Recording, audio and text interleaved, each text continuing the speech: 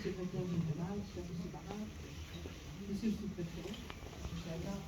Le plan de relance, c'est quelque chose, je suis dans le micro, c'est bon, c'est quelque chose de très important et c'est vrai que M. Allard est une efficacité redoutable, je dirais, et tant mieux pour nos collectivités d'Alsace. Madame la présidente de la communauté de communes Chacartine, je fais un petit salut amical à mes collègues conseillers départementaux, Madame Toulouse et puis Sabrina Lecard, mesdames et messieurs les élus, mesdames et messieurs, chers amis, parce que je pense que dans ce maire, nous sommes entre amis. Alors, l'avenir, nous l'avons tous compris, c'est maintenant plus que jamais à nous. Et d'abord parce qu'il n'est meilleur projet pour l'avenir que de construire ou rénover ou reconstruire une école et d'investir pour l'instruction de notre jeunesse.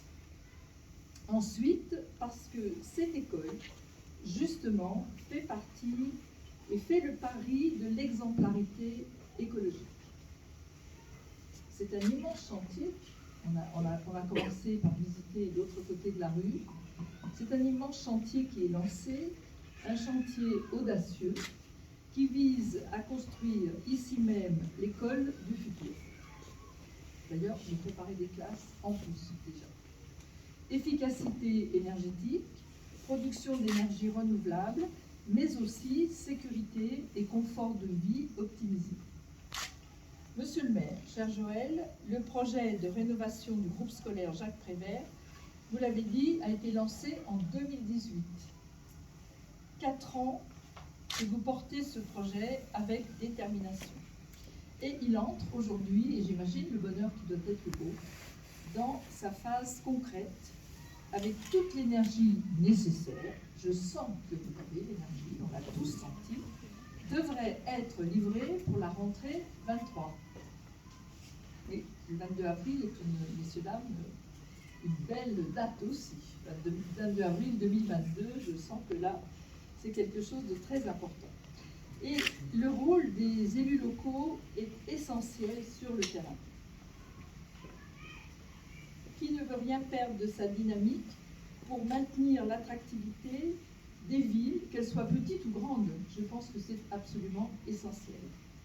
Monsieur le maire, vous avez de l'ambition pour votre commune avec vos collègues élus et pour les Moursiens. Et je ne peux vous dire que bravo.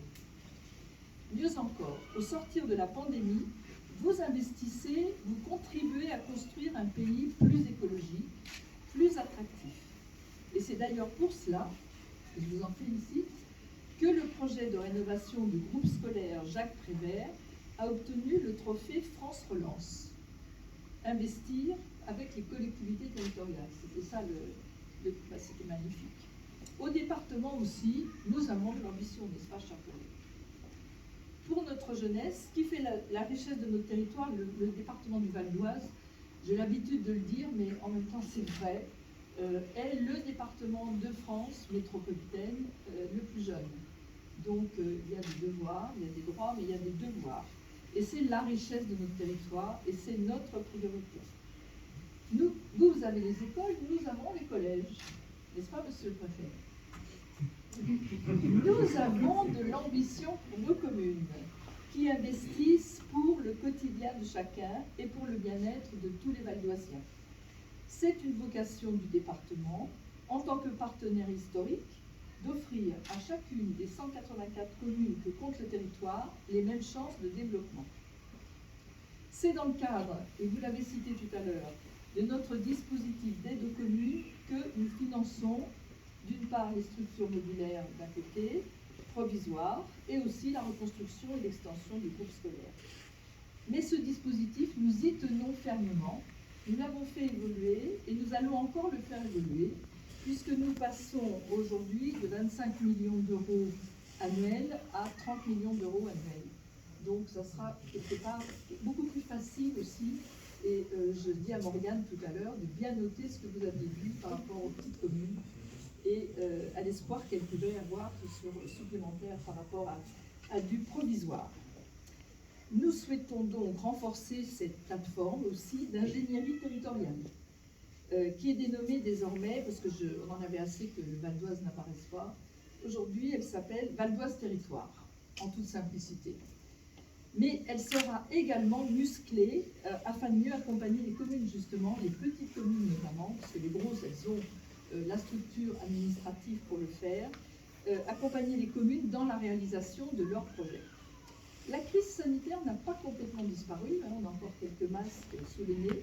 Ses effets seront durables, mais elle nous enseigne déjà la force de l'échelon local, et en particulier du bloc communal, monsieur le maire, la pertinence des départements et combien l'engagement de la région et de l'État à nos côtés est déterminant. Face à l'ampleur d'une crise économique et sociale inédite, notre réponse, et vous l'avez fait remarquer, ne peut être que collective. Alors, chers amis, d'ici quelques mois, l'école Jacques Prévert sera transformée en un bâtiment à énergie positive, c'est-à-dire un bâtiment qui produit plus d'énergie qu'il n'en consomme pour son fonctionnement. C'est tout le pari.